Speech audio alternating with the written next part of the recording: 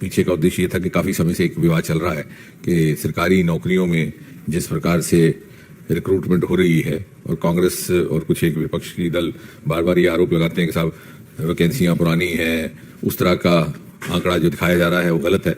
तो हमने to set the record straight आपके समक्ष एक छोटी सी एक्सरसाइज करके उसको प्रस्तुत करने का प्रयास किया है।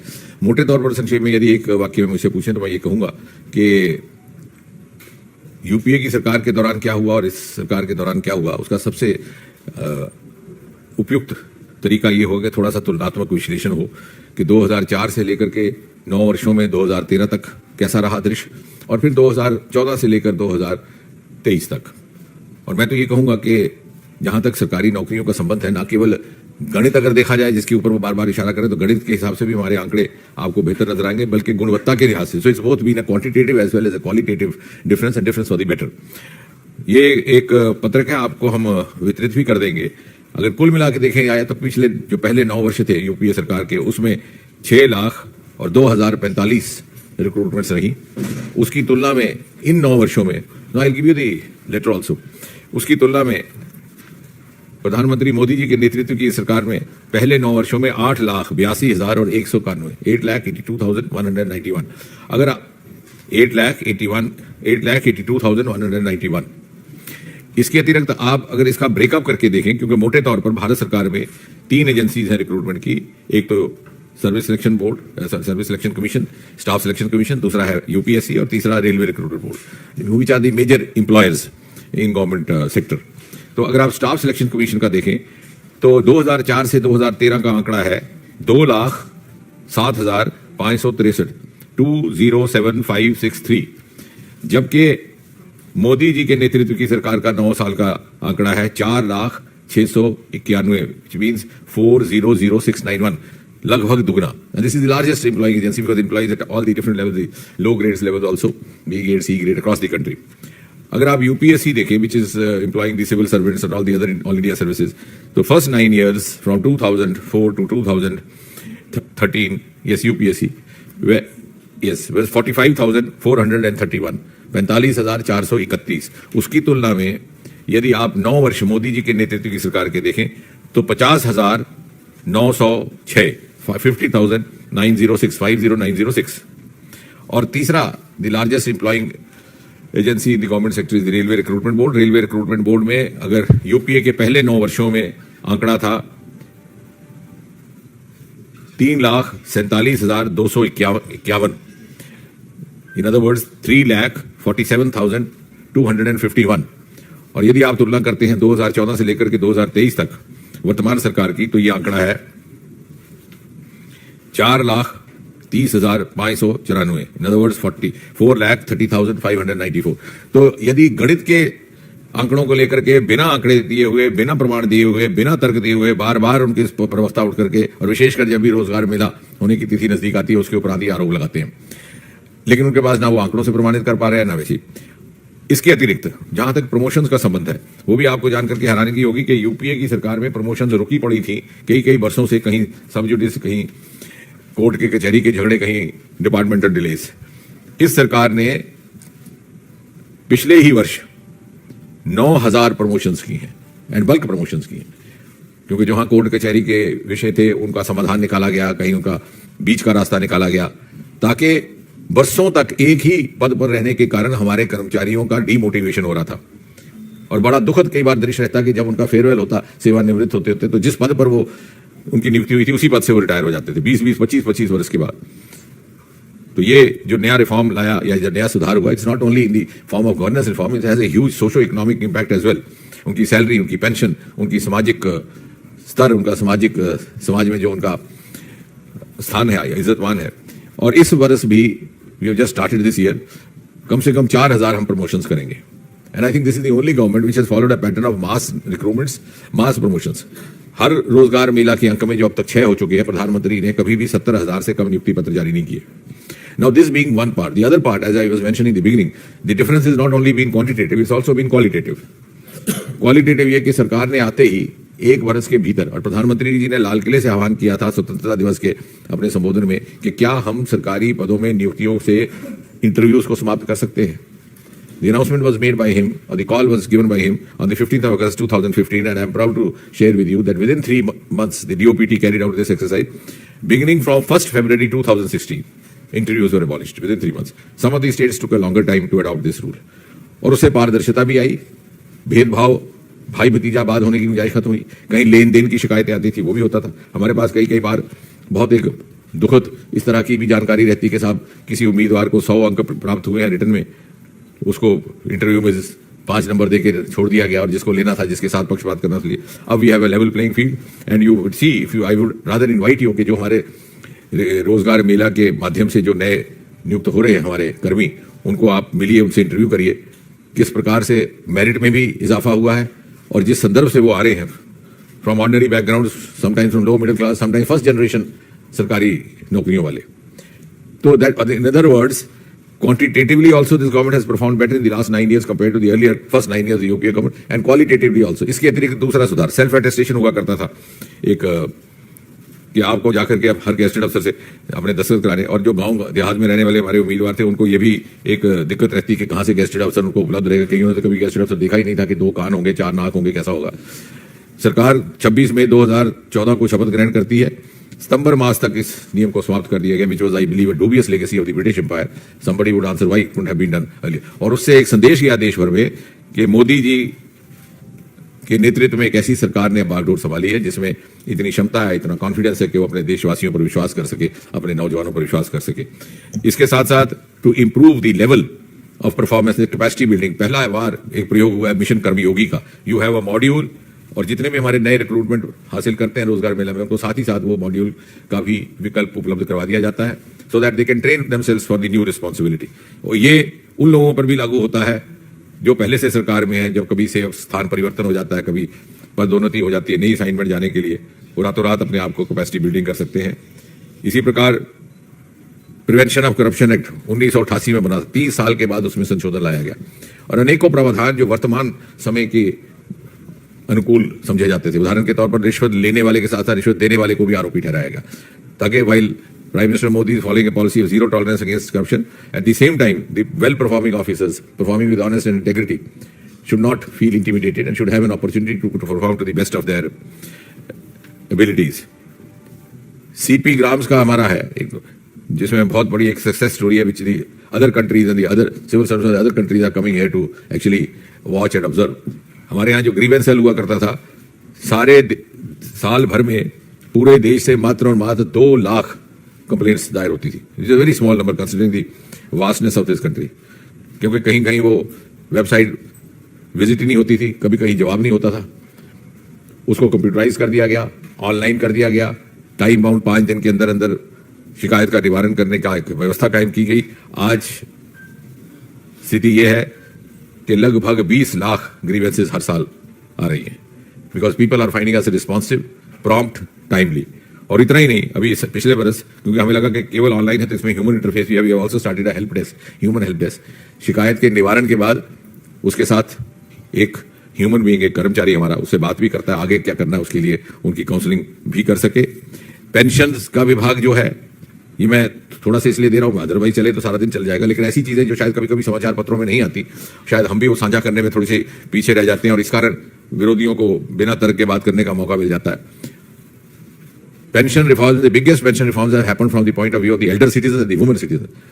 शायद आपको ध्यान में नहीं होगा कि हमारे यहाँ ये कानून था कि अगर तलाकशुदा बेटी है, सेपरेटेड और डिवोर्स डॉटर, उसको फैमिली पेंशन का कोई हक नहीं था अगर उसके वालिदैन का, माता पिता का देहांत हो जाता है या जो भी गार्डियन है, unless she goes to the court and gets a divorce judgment. अब आप देखते हैं इस देश में डिवोर्स की जजमेंट लेने में 20-20 साल लग जाते हैं कि लोग, हमने वो नियम खत्म कर दिया। प्रमाण के तौर पर केवल अपना रिट जारी करे, उसकी हमें रसीद, पिटीशन की रसीद दे दे। इसी प्रकार अगर कोई इंप्लॉई मर जाता 10 साल से पहले बदकिस्मती से, तो उसको फैमिली पेंशन का, ये ऐसे ऐसे कानून थे जो अंग्रेजों के समय से बने थे। शायद उसमें कॉलोनियल एंगल भी रहा होगा, शायद उस समय परिस्थिति अलग हुई। अब आप देखिए, किसी को आपने मरने के टाइम का तो चॉइस दिया नहीं, अगर उसे पता होता कि 10 साल से पहले मर जाऊंगा तो फैमिली को परेशानी होगी, तो शायद 10 साल आगे बढ़ता। तो कितना अमानवीय था ये भी, उसको हटा दिया गया। और जब भी अगर किसी की अकस्मात मृत्यु हो जाती है बदकिस्मती, तो उसकी फैमिली पेंशन को उतनी ही पेंशन मिलेगी जैसे उसको वैसे मिल रही थी, अगर कोई उसके लिए किसी प्रकार का भेदभाव नहीं हो। मिसिंग इंप्लॉइज एक ऐसा भी कानून था, पुराने जमाने से चल रहा। अगर कोई लापता हो जाता है तो 7 साल इंतजार करिए, या तो उसका मुर्दा शरीर मिले या फिर 7 साल के बाद पेंशन। अब आप देखिए वर्तमान परिस्थितियों में क्या हो रहा है, जो टेरर अफेक्टेड एरिया है, लेफ्ट वायलेंस अफेक्टेड एरिया, कितनी किडनैपिंग हो रही है, कितने लोग लापता है। तो हमें क्या अधिकार है कि हम उनके परिवारजनों को उस तरह से उस पीड़ा से गुजरने का मौका दें। तो वो भी समाप्त कर दिया गया। अगर बाई चांस वो वापस आ जाता है तो उसका हम कॉम्पनसेट कर सकते हैं। कहने का तात्पर्य ये कि बहुत से ऐसे सुधार भी किए गए, क्वांटिटेटिव क्वालिटेटिव। और नौकरियों का जहां तक संबंध है, मुझे लगता है कि बहुत बड़ा योगदान प्रधानमंत्री मोदी जी का रहा है कि उन्होंने इस देश को इस बात के लिए जागृत किया कि रोजगार का अर्थ सिर्फ सरकारी नौकरी ही नहीं, उसके अतिरिक्त भी है। और परिणाम यह कि 350 से बढ़कर के आज 1 लाख तक पहुंच गए हमारे startups, and some of the startups are earning many times more. और उसके साथ साथ हमारा रोमा मिशन जुड़ा है, 3000 हमारे नए startup, it's a very recent agritech startup. और एमटेक और MBA किए हुए नौजवान अपनी नौकरियां छोड़ करके उसमें आ रहे हैं। तो एक नया विकल्प, खादी का विकल्प। हमारे घर में खादी थी लेकिन हमारे यहाँ उसका कोई इस्तेमाल नहीं था। आज भी है turnover of 1 lakh crore, it's become a designer item, khadi for fashion, khadi for nation. इसी प्रकार हमारा ये बैम्बू का, आपको शायद मालूम ना हो कि अगरबत्ती हमारे यहाँ 5-6 हजार करोड़ रुपए की तजारत हर साल होती है। बैम्बू हमारे यहाँ और अगरबत्ती बाहर से आती थी, कोरिया, वियतनाम इत्यादि। क्यों? क्योंकि हमने ऐसा कानून बना के रखा था। अंग्रेजों के वक्त था इंडियन फॉरेस्ट एक्ट 1927, उसको संशोधित कर दिया गया, होम ग्राउंड बैम्बू से बाहर निकाल दिया गया। आपके घर आंगन में नॉर्थ ईस्ट में, मध्य प्रदेश में कितना बैम्बू है, उत्तर भारत में भी कई ऐसे जिले हैं, आप उसको इस्तेमाल में ला सकते हैं। और साथ ही साथ इंपोर्ट ड्यूटी बढ़ा दी गई, 25% कर दी गई। आत्मनिर्भरता भी बढ़ेगी, गुणवत्ता भी बढ़ेगी। और आने वाले समय में अगर आपने अपनी भौगोलिक भूमिका निभानी है द ग्लोबल वर्ल्ड, तो आप you will be living up to the global challenges, global benchmarks and global parameters. So that is also, in a way, Prime Minister preparing us for Vision 2047 to give a lead to the rest of the world. इस तरह से और बहुत सारे आंकड़े हैं, पर मुझे लगता है कि आज के लिए इतने ही काफी हैं, क्योंकि ना इससे ज्यादा हम परोसेंगे तो वो भी ठीक नहीं और आपके लिए भी ठीक नहीं।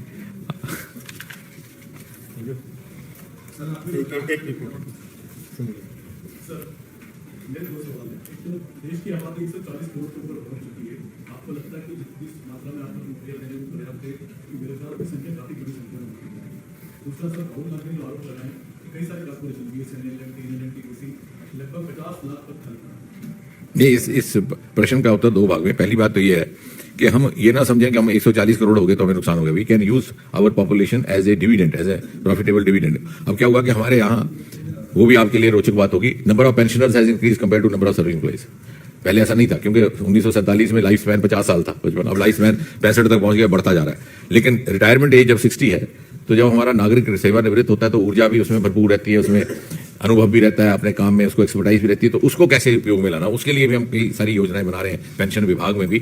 और ये जो स्टार्टअप्स हैं, स्टार्टअप का अर्थ ये नहीं है कि नौजवान के लिए। हमारे पास बहुत बढ़िया स्टार्टअप ऐसे हैं जो सेवानिवृत्त होकर के काम कर रहे हैं। मिलेट्स में हमारे 2 बड़े सक्सेस स्टोरीज हैं स्टार्टअप्स की, वो दोनों ही +60 हैं। तो कहने का तात्पर्य कि we can use this huge population. एक तरफ हमारे यहाँ क्या है कि अगर आप परसेंटेज देखें तो 70% below age of 40, total number देखें तो एल्डर सिटीजन भी बढ़ रहे हैं। तो उस सारे को अगर हम ध्यान में रखें, और नौकरियों का वही उत्तर जो मैंने पहले कहा कि हम रोजगार को सिर्फ नौकरी ना समझे। नौकरी, सरकारी नौकरी, तनख्वाह याफ्ता नौकरी जिसको कहते हैं, सैलरीड जॉब की तुलना में जो नए विकल्प लाए हैं मोदी जी ने, उसमें शायद और भी कई आमदन के बायोटेक स्टार्टअप्स पहले केवल 50 होते थे, आज बढ़कर के 6000 हो गए। हमारे जो अनएक्सप्लोर्ड रिसोर्सेज थे, हिमालयन रिसोर्सेज, रोमा मिशन, ये सारा हिमालय का, या ओशन रिसोर्सेज, पहली बार ओशन पर काम शुरू हुआ। डीप सी मिशन का प्रधानमंत्री ने लाल किले से घोषणा की। तो ये ऐसे कुछ क्षेत्र है जो हमारी अर्थव्यवस्था में भी वैल्यू एडिशन करेंगे, जो एम्प्लॉयमेंट भी जनरेट करेंगे, और साथ में हमें ग्लोबल रोल भी देंगे। विकास जी, हो गया, एक ही क्वेश्चन हो गया। इस समय देश में देखा जा रहा है कि पुरानी पेंशन योजना को लेकर के राजनीतिक बयानबाजी हो रही है, चुनाव में आश्वासन दिया जा रहा है। केंद्र सरकार इसके बारे में नहीं, इसमें अभी मैं नहीं उलझूंगा, क्योंकि अभी कुछ इस प्रकार की कोई जब नई डेवलपमेंट होगी तो आपके साथ हम स्वयं साझा करेंगे। दोनों ही जो स्कीम्स लाई गई थी, जनहित को और जन राय को लेकर लाई गई थी, और जिसको जो सूट कर रहा है उस हिसाब से वो कर रहे हैं। लेकिन जैसे जैसे आगे बढ़ेंगे, जो भी उचित लगेगा उस प्रकार से कार्रवाई की जाएगी।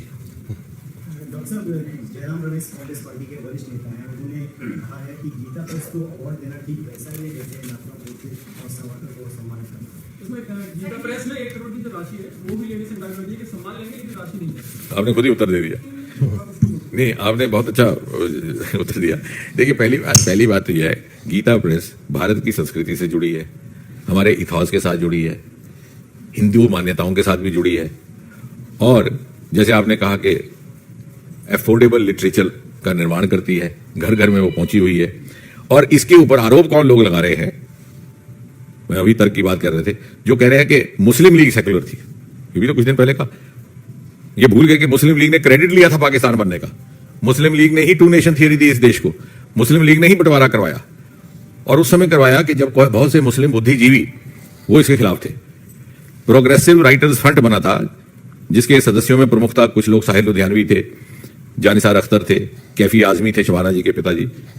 उन्होंने विरोध किया था, और जब बंटवारा हो गया, उनकी ना सुनी गई, तो साहिद ने एक नज़म लिखी थी कि वो वक्त गया, वो दौर गया, जब दो कौमों का नारा था, वो लोग गए इस धरती से जिनका मकसद बंटवारा था। इतना वो परेशान होकर उन्होंने लिखा। यानी वो मुस्लिम लीग सेक्युलर हो गई, जिसने मुसलमानों की भी नहीं मानी, बुद्धिजीवियों की, और देश को तोड़वाया और पाकिस्तान बनवाया और उसका क्रेडिट लिया। और गीता प्रेस नॉन सेक्युलर। अब बताइए, मैं तो समझता हूं इस प्रकार की बहस में उलझना भी अपनी ऊर्जा को व्यस्त करवा रहा है। आप बोलिए। ये प्रश्न है, आप मीडिया मिनिस्टर देखते हैं, मणिपुर को इसमें अभी जो लगातार उत्पाद मचा हुआ है, इसको लेकर अभी तक बीजेपी और केंद्र सरकार थोड़ा सीखी है। नहीं, मुझे लगता है कि ये बड़ा संवेदनशील विषय है। इसमें आज की वार्ता में इस विषय पर कोई ज्यादा चर्चा नहीं करेंगे, लेकिन इससे जुड़ा हुआ ही, आज की प्रेस से जुड़ा हुआ ही प्रश्न पूछे। गृह मंत्रालय संज्ञान लिए हुए, उचित समय पर जो जानकारी देनी होगी वो स्वयं देंगे अधिकृत तौर पर।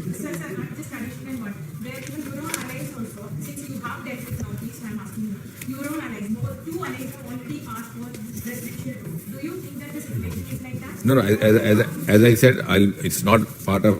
I don't want to speak out of turn, and those who are authorized to speak would share whatever information is arrived upon or whatever is new development. इससे जुड़ा हुआ प्रश्न जो आज के प्रेस से है, तो बताइए। जम्मू कश्मीर से आप बात करेंगे, जम्मू कश्मीर में राष्ट्रपति शासन लगा हुआ 5 साल हो गया, केंद्र सरकार का शासन उमर अब्दुल्ला का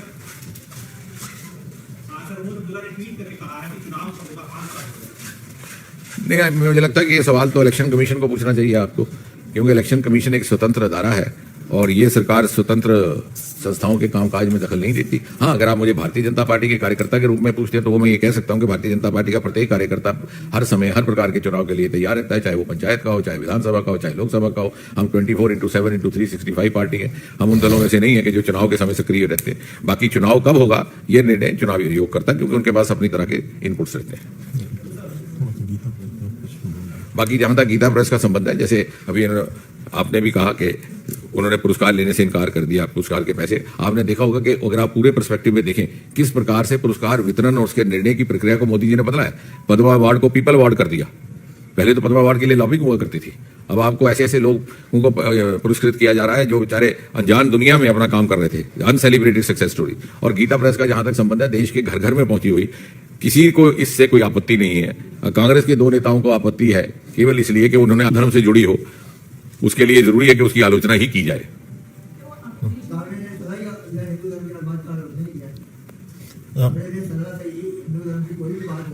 ठीक है, और ये केवल हिंदू धर्म, भारत की संस्कृति से जुड़े हुए, हमारे इतिहास से जुड़ा है।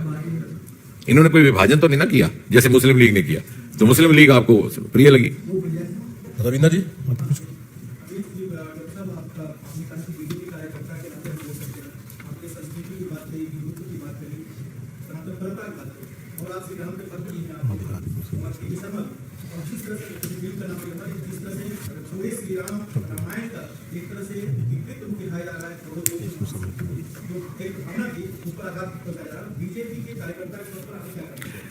मुझे लगता है कि उचित समय पर इस पर भी प्रेस वार्ता अलग से शर्मा जी रखेंगे, क्योंकि विषय आपका प्रिय है, महत्वपूर्ण है आपकी नजर में, तो इस पर अलग से होनी चाहिए वार्ता।